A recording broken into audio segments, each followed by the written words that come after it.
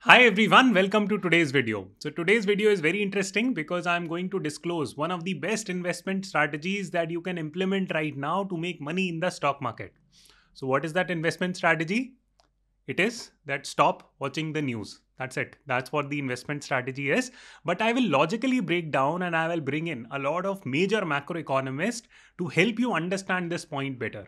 So I'll keep this video short, brief, to the point, and you will learn a lot through this video that how news is used to manipulate your buying decisions, why you should be avoiding it, and what are in turn things that you should keep in mind to make decisions in the stock market. So we will do a macro analysis of the economy right now by keeping these points in mind. So first and foremost, let us understand the most critical piece of news that has been going around, that FIIs have sold like crazy in the Indian stock market and they are forever going away and they will never come back into the economy ever again, and therefore you should be really worried. People on Twitter have gone on a Twitter rant. They have blisters on their hand by tweeting so much regarding all this FII DII issue that has been going around in the market.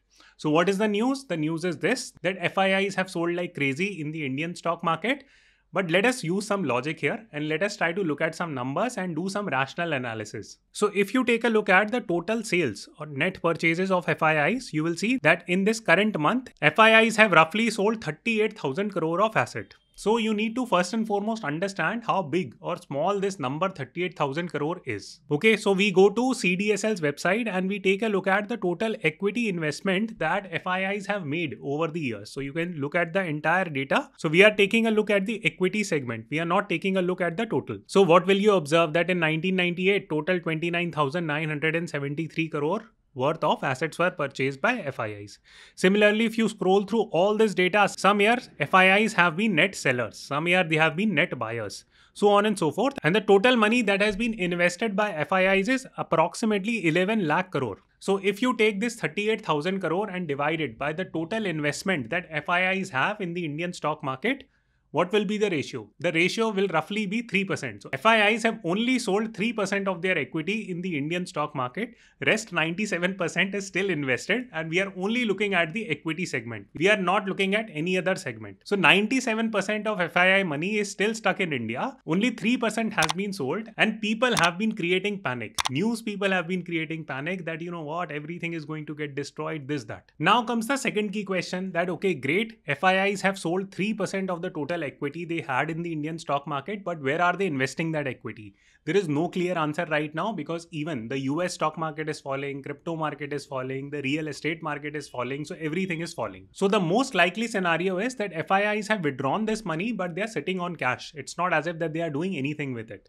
When the macroeconomics improves, they will come back to the market, they will start investing in the emerging economies, and Indian stock market is going to skyrocket from that particular perspective. So that is the way in which you need to analyze news, because if you start believing in all this random stuff that you know what, FIIs have forever gone away, this, that, and start believing in all this panic, you will lose a lot of money in the stock market. Okay, so now comes part 2 of the video as to why is it that the stock market is behaving in such a volatile fashion. It is behaving in such a volatile fashion because Feds, the US Feds, have decided to change direction.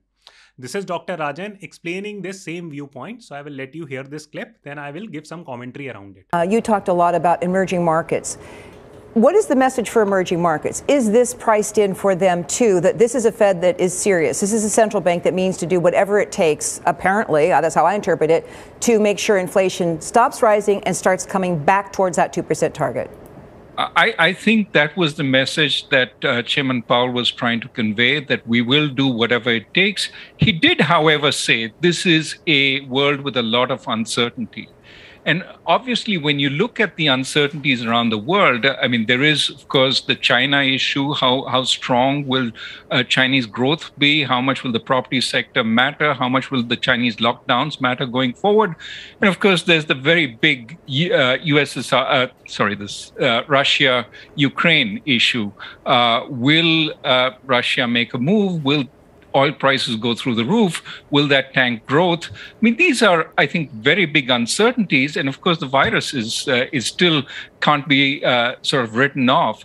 So I think he said we will be taking that into account. But on current trends, we have a strong labor market.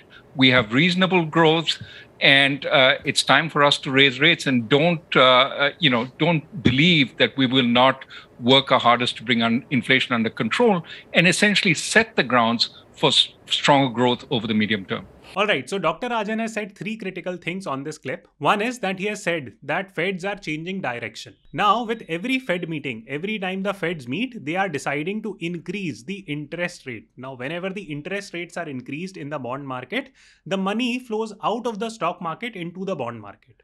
Now, Feds are doing and changing this direction quite aggressively. Why? Because the entire world is grappling through inflation right now, including the US. Now, the important question is that, okay, why is it now that these Feds have started changing the direction? Why not last year? Because last year also inflation was there. And why can't they wait for, let's say, one more year and then they start adjusting the interest rate? Why is it that Feds have decided to take these measures right now? This is a very important question to understand, because if you understand this fundamental issue, you can make a lot of money in the stock market in the next 1 year. So this is what Dr. Rajan touched upon, that there are some major challenges in the economy right now, no doubt about that. That China is dealing through its own issue. The COVID problem has not been solved yet. The Russia-Ukraine problem is still going on. But it's not as if that these challenges will not go away. They will go away, and the Feds understand it. Right now, the sense in the market is that there is this overall calm. The demand is coming back, the employment situation is improving, and all the other macro indicators are telling us that, hey, the world is in decent shape right now. Now, you would say that, okay, if world is in decent shape, then why is it that the stock market is falling? Yes, because now if everything looks calm, then Feds get the mandate to start handling the inflation issue. Think about it this way, that till last year, there was a lot of macroeconomic crisis that was happening in the market. There was very less confidence. People were really bothered. How will this COVID situation pan out? And a bunch of other negative things. But now the situation looks calm, and therefore Feds are getting ahead of this inflation related problem. That is one. Second key thing is that up until now, Feds used to believe that inflation will be transitory in nature. Transitory inflation in simple word means that the inflation will just take care of itself in alignment with the growth of the world. So Feds need not intervene. But the new data that is coming out in the US, it clearly says that the inflation is close to 7%, which is like madness. So therefore, Feds have to get ahead of the curve in order to solve this inflation problem by increasing the interest rate very aggressively. And that is precisely the reason why stock markets are falling. Now, this viewpoint has been corroborated by another major economist. He's Dr. Paul Krugman. He's a Nobel Prize winning economist. And this is what he had to say regarding the Fed tapering issue. Many now worrying that we'll see a policy mistake. Many felt that the Federal Reserve was moving too slow. Some are now worrying that intentionally we could see it move too fast, slam on the brakes. How are you anticipating this very tough balancing act that the Fed has to get in terms of still not stifle growth, but really look at these price increases head on and the wage inflation they're in? Yeah, they're looking at it as far as, as best I know, and don't have a lot of inside information, they're looking at it pretty much the same way. The Fed's version, which is also my version, is that it sure looks as if the economy has hit the speed limit. But that's a call for taking your foot off the gas pedal. It's not a call for slamming on the brakes. And so what they want to do, then, that's the balancing act. How do they sort of, get us to level off, to slow down a little bit without throwing us into a recession? No guarantee that they'll do that, but nobody is under any delusions here. So he has used a very interesting phrase, and the phrase goes something like this, that the Feds are taking foot off the paddle, not slamming the brakes. Now, what does this mean? So let me help you decode this. So this simply means that up until last year, Feds were printing a lot of money and they were taking monetary actions in the economy to stabilize the economy. Because since there was so much fear in the market that, everything is going to shut, all the companies are going to shut, this, that. So Feds printed a lot of money, distributed it. People went ahead, started investing in stock markets and bunch of different things.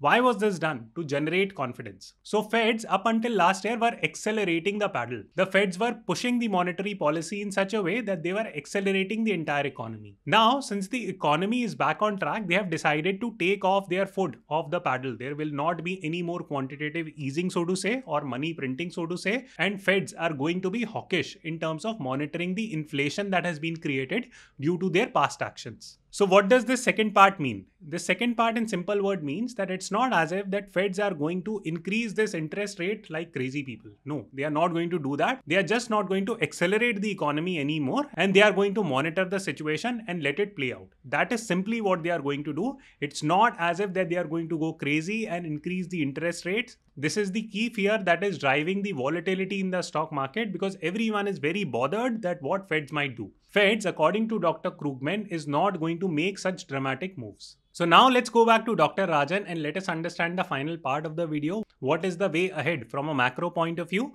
And let us listen to what Dr. Rajan has to say. The markets aren't building in the normal sort of Fed reaction to this kind of inflation. And that could mean one of a number of things. Maybe growth falls off a cliff as the Fed raises interest rates. I doubt that, but that's one possibility.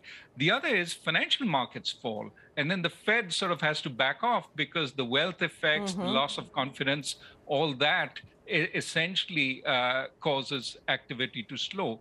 At this point, I don't think the Fed sort of believes either of these two is a huge risk and wants to act appropriately. But I think this is one of the reasons we are in a new world. The Fed is giving itself some room to react if necessary. So Dr. Rajan has given an excellent viewpoint. He simply says that if the financial markets fall, if financial markets fall sustainably, then Feds will have to back off. So why this situation has reached, let us first quickly discuss that. So essentially what is happening right now is that Feds are very clear that, hey, you know what, inflation situation is going to persist and we need to deal with it, and we are increasing the interest rate. Every time this action is taken, the stock market will fall. But Feds are also very careful that we can't overplay this situation. It's not as if that we can go crazy and increase the interest rate so much that the entire stock market falls sustainably. In such a situation, there will be entire panic that will play out, and investors might leave the stock market for a little while, and that will be bad for the economy. So Feds are very, very careful in terms of balancing this game, increasing the interest rate and not letting the stock market fall too much. This is a very important point. Please keep this in mind. This is a trick that you must understand about the stock market. If you combine all these different facts so far, what is it that you can derive? So what you can clearly understand is that we are moving towards a sideways market. It is becoming clearer and clearer with time. Every time the world moves toward a slightly more peaceful resolution, peaceful situation, Feds are going to increase the interest rate. That will bring the stock market down. But they will be very careful not to let a crash happen. So again, the stock market will not crash per se. There will be minor corrections.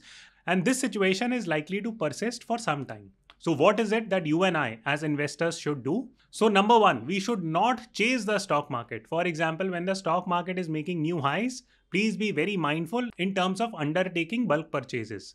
It might be a bad time to purchase because we are likely to see a lot of minor corrections in the stock market going forward. So it would make a lot of sense to be patient and sensible in the stock market. Number one, please don't act on news. Be rational in terms of your analysis. Don't get manipulated by news. Don't just sell all your stocks because FIIs are selling.